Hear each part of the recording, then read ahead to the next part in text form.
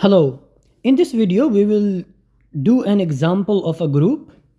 We will be given a set U which is called the unit circle on the complex plane. So we will prove that this set, which represents the unit circle on the complex plane, forms a group with respect to multiplication of complex number. Since, if you recall from the complex analysis, that this is the trigonometric form of a complex number. So, normally the trigonometric form of a complex number is r times cosine of theta plus I sine of theta.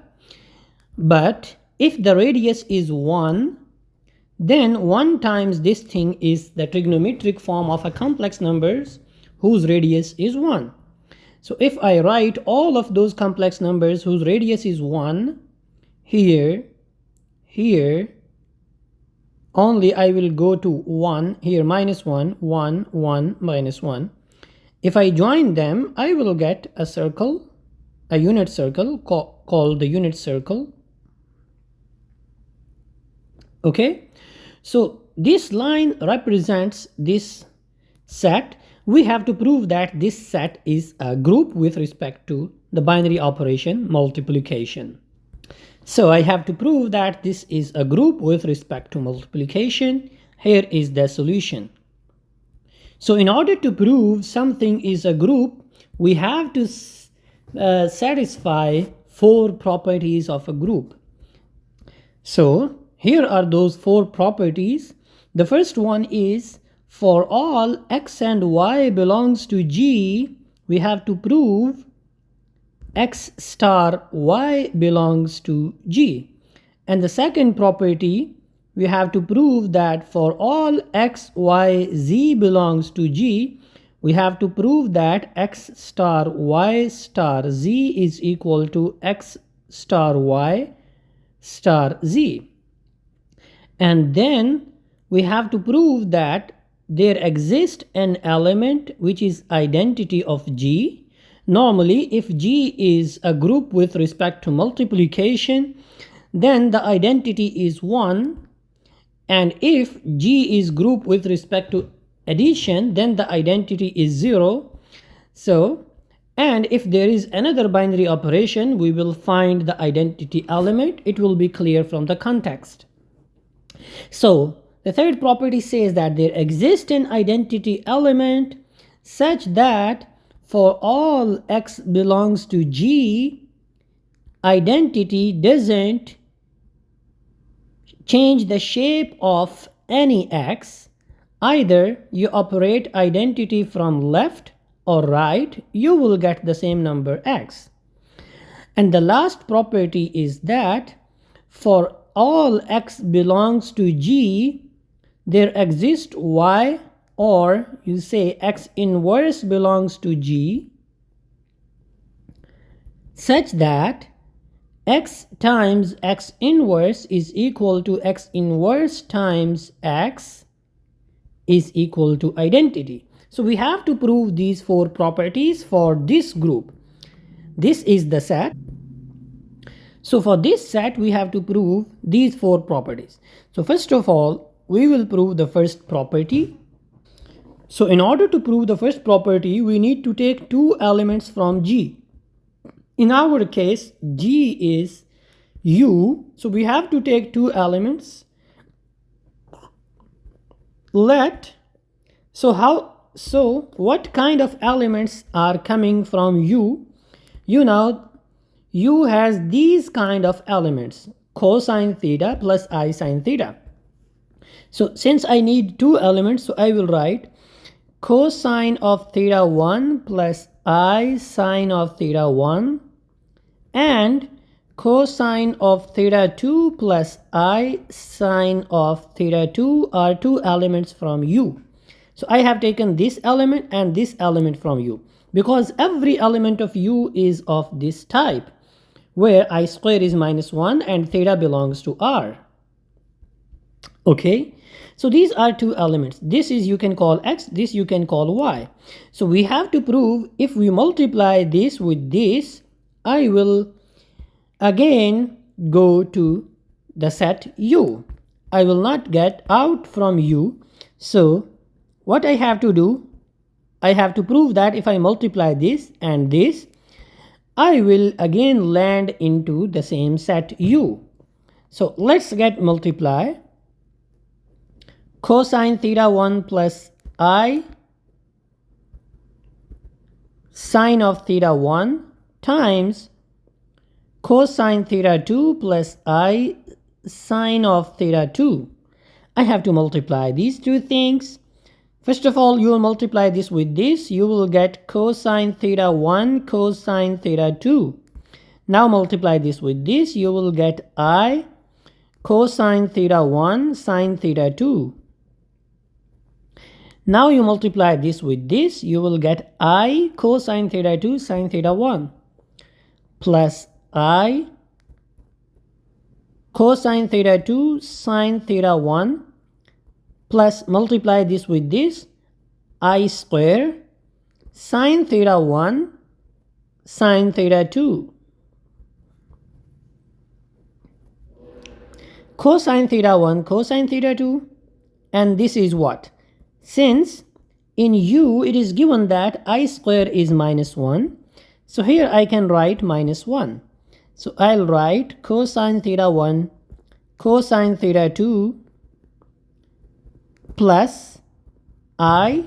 So take I common from this and this. You will get cosine theta 1 sine theta 2 plus cosine theta 2 sine theta 1. Since I is common here and here, so inside I have written this value here and this value here, right? I is taken out from both of the terms, plus the last term is what? Last term is this one, and in this term you have this is equal to minus 1 because I square is minus 1. So put minus 1 times this thing, sine theta 1 sine theta 2, so 1 is not needed, sine theta 1 sine theta 2. Now if you look, this is real part because this is without iota. This is also real part, this is also without iota. This is the imaginary part because it's along with iota.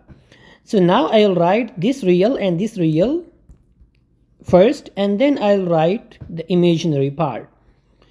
Cosine theta 1 cosine theta 2 minus sine theta 1 sine theta 2. So I have written this and this first, plus I will write this thing.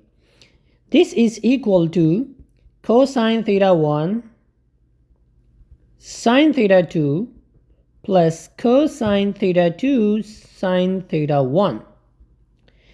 If you look from the trigonometry, from the complex analysis, this is equal to cosine of theta 1 plus theta 2 plus I. What is this?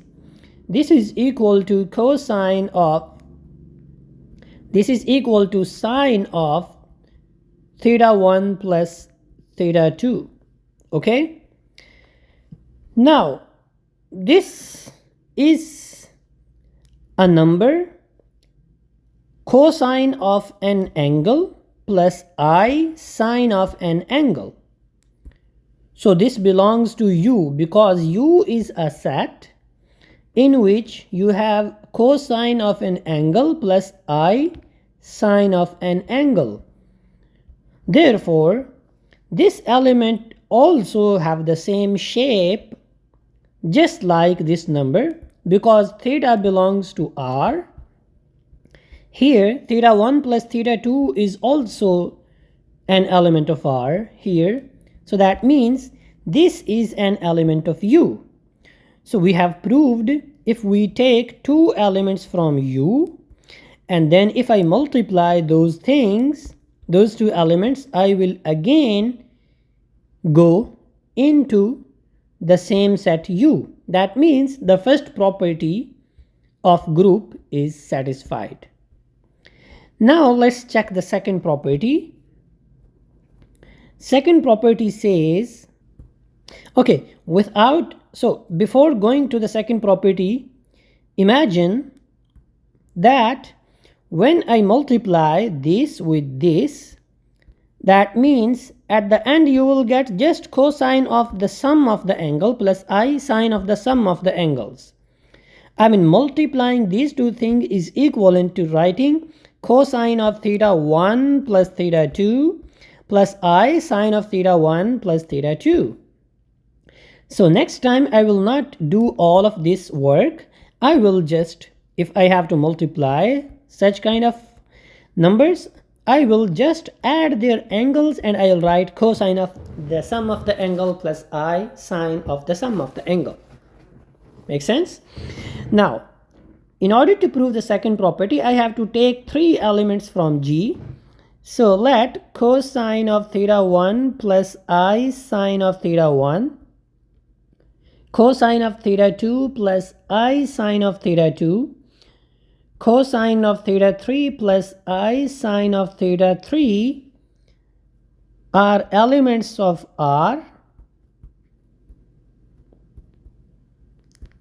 Then we have to prove, if I multiply those numbers this way or I multiply this way, I will get the same answer. Okay? So if this is x, this is y, this is z. If this is x, this is y, this is z. Then what is x times y times z? This means cosine of theta 1 plus I sine of theta 1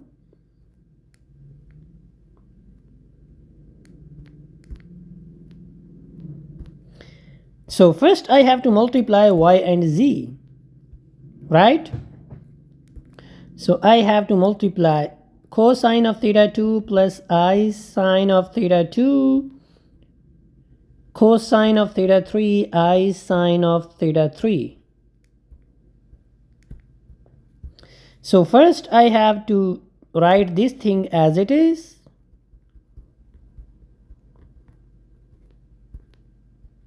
I have told you if I multiply this with this, I have to just add these angles, right?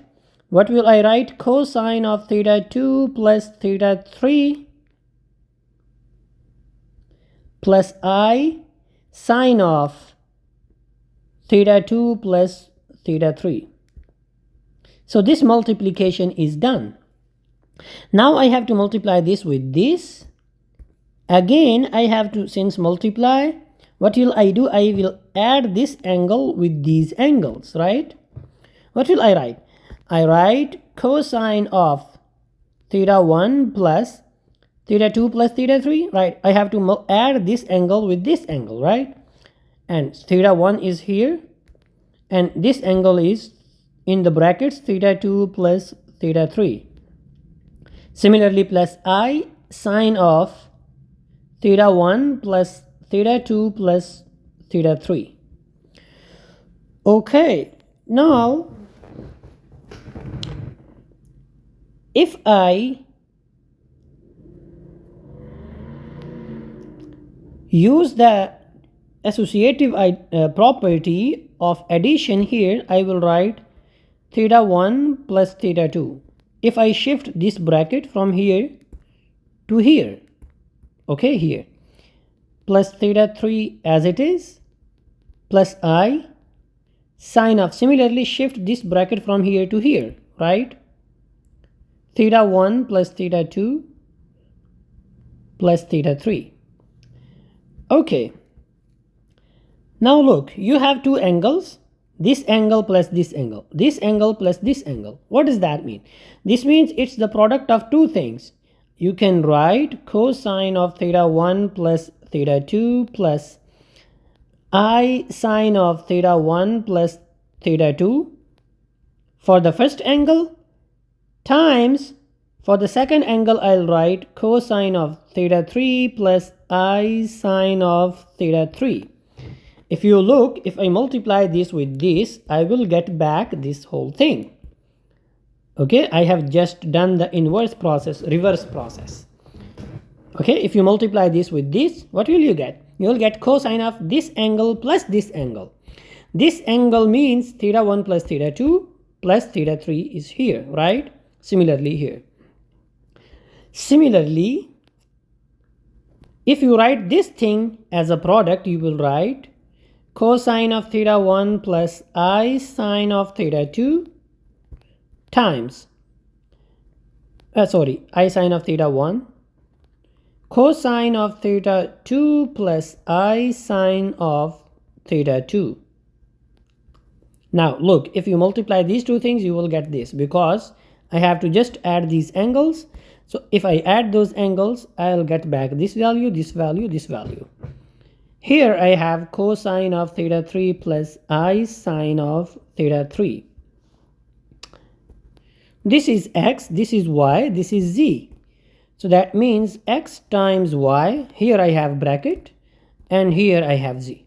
Look, now the bracket has been shifted. Since I had shifted these brackets from here to here, that means actually I have shifted these brackets from here to here.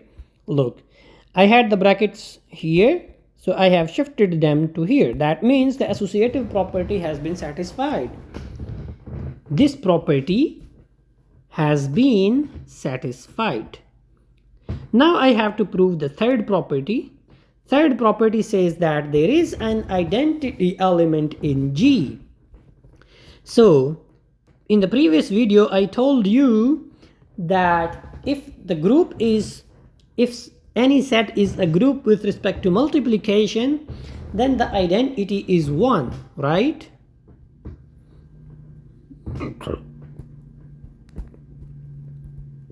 So the third property is, since multiplication is the binary operation defined on U,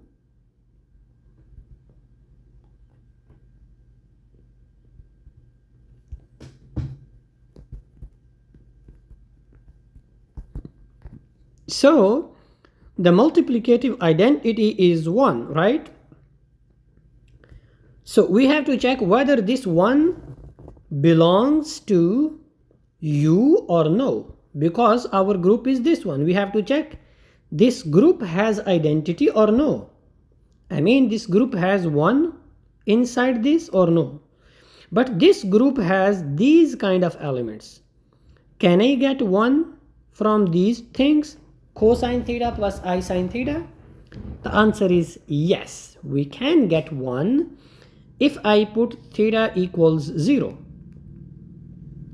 If I put theta equals 0, then cosine of 0 will be 1 plus I sine of 0 will be 0. 1 plus I times 0 will be 1 for theta equals 0. So that means 1 is inside set U. Since for theta equals 0, we now cosine of theta plus I sine theta equals cosine of 0 plus I sine of 0, which is equal to cosine of 0 is 1. You can check from the calculator, plus I sine of 0 is 0. 1 plus I times 0 is 1. So that means this number, 1 is in the form of this number. So that means 1 is inside U. 1 belongs to U. Okay? Since the identity, multiplicative identity belongs to U, then also so you can write 1 is equal to cosine of 0 plus I sine of 0. Okay, if you multiply this number with any of the element of U, you will get no change. For any cosine of theta plus I sine of theta inside u. If I multiply this with this, I will get no change, right? Cosine of 0 plus I sine of 0 times cosine of theta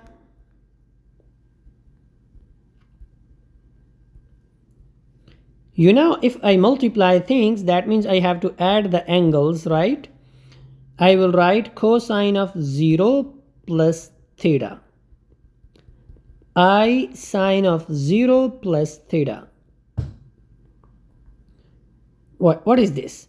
This is cosine of 0 plus theta is theta. Sine of theta. That means if I multiply this number with this, I will get back this number, right? That means this is identity. This is 1. Make sense? This is 1. So U has identity. U has identity, multiplicative identity, which is what? Which is 1, but in the shape of U, which is cosine of 0 plus I sine of 0 inside U. The fourth property is what? Fourth property says for every x there exists negative x. X inverse, right?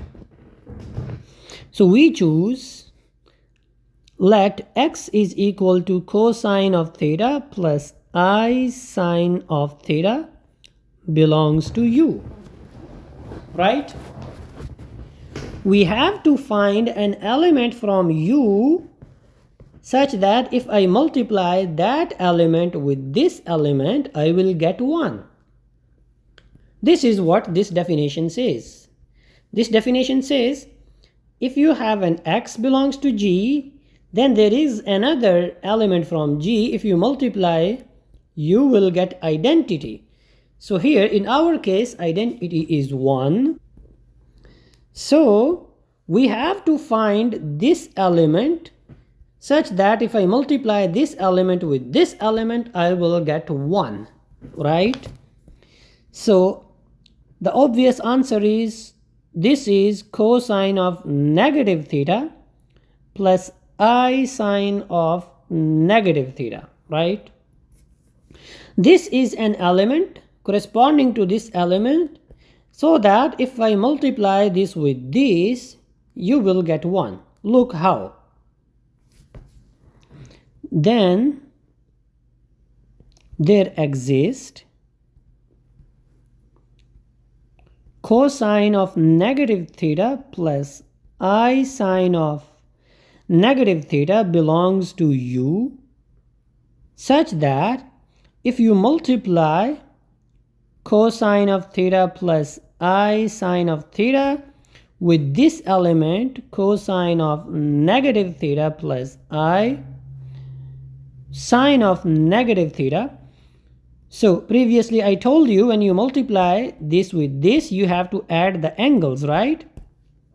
You have to add theta with minus theta, you will get theta minus theta, right? Plus I sine of theta minus theta. Okay? Since theta minus theta is 0, so cosine of 0 plus I sine of 0. This is identity, right? Because previously we proved that this is 1 and this is 0. So that means for every element of U, I can find another number by just changing the sign of the angle. So whenever I multiply this number with this number, I will get identity, right? So that means every element has inverse. This means each element of U has multiplicative inverse in U. Since all 4 properties are satisfied, therefore U is group. Hence,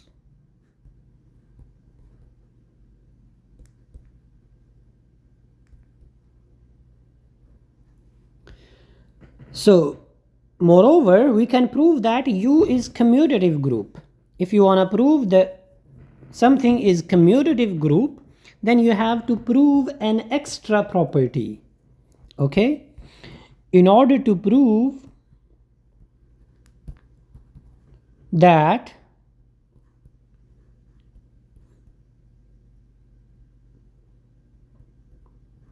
U is commutative group, we will do the following procedure. Let cosine of theta 1 plus I sine of theta 1 and cosine of theta 2 plus I sine of theta 2 from U. So what is the commutative group? G is commutative if for all x1, x2 belongs to G, we have x1 star x2 is equal to x2 star x1. So we have to prove either I multiply x1 with x2 or x2 by x1, I will get the same answer, right? So for two elements, I have to choose two different elements, this one and this one. So first element for theta 1, second element for theta 2. I have to prove if I multiply this with this or I multiply this with this, I'll get the same answer, right? So first multiply this with this. Cosine of theta 1 plus I sine of theta 1. Cosine of theta 2 plus I sine of theta 2. Okay, I have to multiply this with this. What is this multiplication? This multiplication is nothing but the sum of the angles, right? Cosine of the sum of the angle. Theta 1 plus theta 2 plus I sine of theta 1 plus theta 2. Since I can commute, what I have to prove? I have to prove x1 times x2 is equal to x2 times x1. So here you now, if I commute these things, since you now 2 plus 5 is 5 plus 2, so I can write this theta 2 plus theta 1. Theta 2 plus theta 1 plus I. Here I can write sine of theta 2 plus theta 1. So cleverly I have done commutativity here because I knew that in numbers addition, commutativity is valid, right? Now if I write this thing as a product, it is just the cosine plus I sine of the first angle times cosine plus I sine of the second angle, right? Cosine of the first angle plus I sine of the first angle times cosine of the second angle plus I sine of the second angle. Look, that means if I multiply first number with the second one or I multiply second number, here I should write first theta 2, here theta 1, here sine of theta 1, because here the first angle is theta 2. So firstly I will write theta 2, the second angle is theta 1, then I will write theta 1. That means if you multiply this number with this or you multiply this with this, you get the same answer. That means this property is satisfied, hence U is commutative group. Okay, hence this is proved.